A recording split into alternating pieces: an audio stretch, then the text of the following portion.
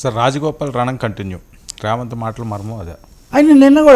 నిన్న ఆయన సోషల్ మీడియాకు మద్దతుగా ఆయన మాట్లాడినందుకు ఆయన అభినందించడానికి సోషల్ మీడియా వాళ్ళు వెళ్ళారట. సో ఇవన్నీ అనేక అదే కదా, ఇవి విస్తారమైన మీడియా ఉంది ఇప్పుడు. సో వాళ్ళతో ఆయన మాట్లాడారు. రేవంత్ రెడ్డి భాష మార్చుకోవాలి, శైలి మార్చుకోవాలని హెచ్చరికలు అల్టిమేటంలు జారీ చేశారు ఆయన. నిజంగా ఒక పార్టీ ఎమ్మెల్యే ఆ పార్టీ ముఖ్యమంత్రిని 1-2 సార్లు డైరెక్ట్గా ఉద్దేశించి ట్వీట్లు పెట్టి మీడియాతో మాట్లాడుతుంటే మరి నాయకత్వం ఎందుకు స్పందించడం లేదు? నాయకత్వం ఎలాంటి వైఖరి?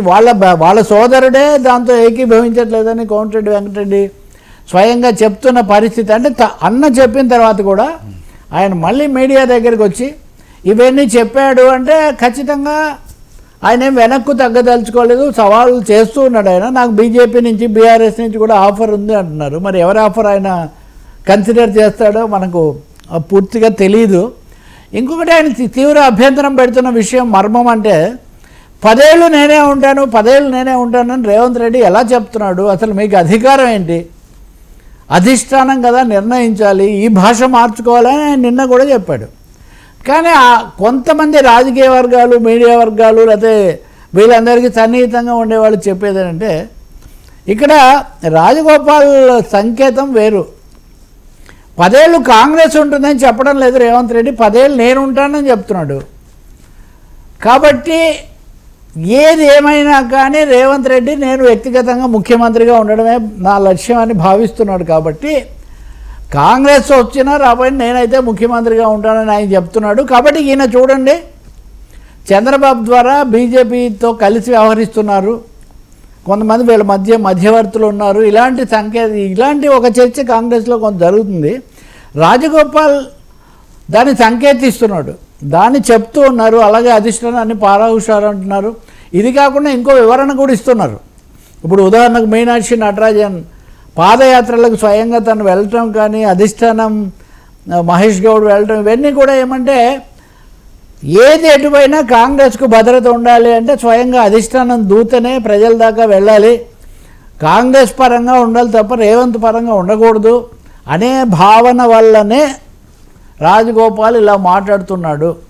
రేవంత్ మాటల్లో చాలా మర్మం ఉంది అని ఆయన అధిష్టానానికి చెప్తున్నాడు. ఆయన నిన్న డీకే శివకుమార్ను కూడా కలుసుకొని వచ్చాడు, కర్ణాటక ఉప ముఖ్యమంత్రి. మీకు తెలుసు కదా, ఈ పాటికి ఆయన ముఖ్యమంత్రిని అవుతాడని అందరూ అనుకున్నారు. ఆయన అవ్వాల, పాపం ఉపగానే మిగిలిపోయారు. రేవంత్ రెడ్డికి చాలా సన్నిహిత మిత్రుడు, కానీ ఆయన్ను కలుసుకొని వెళ్ళి ఈయన మీద ఫిర్యాదు చేసి వచ్చాడు.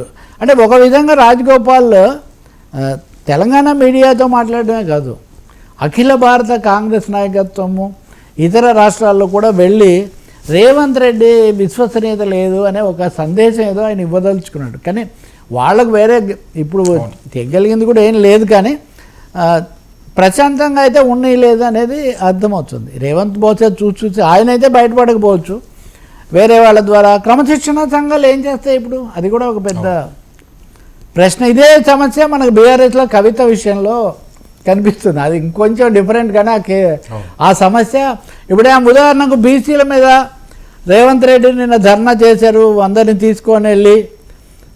ఆ ధర్నా చేస్తుంటే బీఆర్ఎస్ వాళ్ళు ఇదంతా బూటకం, మోసం అని వాళ్ళు అంటుంటే వీళ్ళ ధర్నాకు నన్ను పిలవలేదు, పిలిస్తే పోతాను, పిలవకపోతే నేను పోను అని చెప్తున్నారు అని. అంటే ఆమె బీఆర్ఎస్ వాళ్ళ ధర్నా మీద ఆమె మాట్లాడుతున్నారు. కాబట్టి చాలా విచిత్రం. థర్డ్ డైమెన్షన్ బీజేపీ వాళ్ళు రేవంత్ రెడ్డి బీసీ రిజర్వేషన్ గురించి కాదు, ముస్లిం రిజర్వేషన్ గురించి ఆలోచిస్తున్నారు.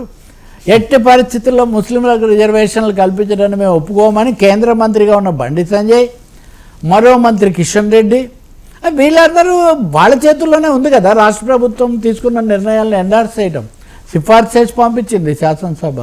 మరి వాళ్ళు కేంద్రంలో చేయాల్సింది చేయకుండా ఇక్కడికి వచ్చి ఎందుకు మాట్లాడుతున్నారు? ఇవి కూడా ప్రశ్నలు. కాబట్టి నిజం చెప్పాలంటే తెలంగాణ రాజకీయం ఇప్పుడు చాలా వేడివేడిగా అనేక రకాలైనటువంటి మలుపులతో ఉన్నట్టుగా ఉంది. చాలా టెన్షన్గా ఉంది రాజకీయంగా. ఆంధ్రప్రదేశ్లో లాగా, ఇంకో తెలుగు రాష్ట్రంలో లాగా పార్టీల మధ్య, 2 పార్టీల మధ్య ముఖాముఖి ఘర్షణ కాకుండా ఇక్కడ త్రికోణ రాజకీయం, 3 పార్టీల మధ్య, అందులో ఆయా పార్టీల్లో ఉన్న 3 వ్యక్తుల మధ్య. మీరు చూడండి, బీఆర్ఎస్లో కేసీఆర్, కేటీఆర్, కవిత, హరీష్ రావు మీరు బీజేపీలో బండి సంజయ్, కిషన్ రెడ్డి, ఈటెల రాజేందర్, కాంగ్రెస్ సరే సార్ ఇప్పుడే మనం మాట్లాడాం కదా.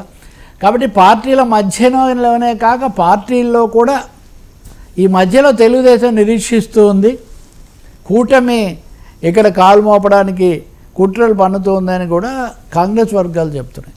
ఉన్నత విద్య కోసం విదేశాలకు వెళ్లాలనుకుంటున్నారా? అమెరికా, లండన్, ఆస్ట్రేలియా, కెనడా, ఐర్లాండ్లకు సరియైన ఎంపిక cloud career overseas. Best consultancy in Guntur. Cell number 9000564666.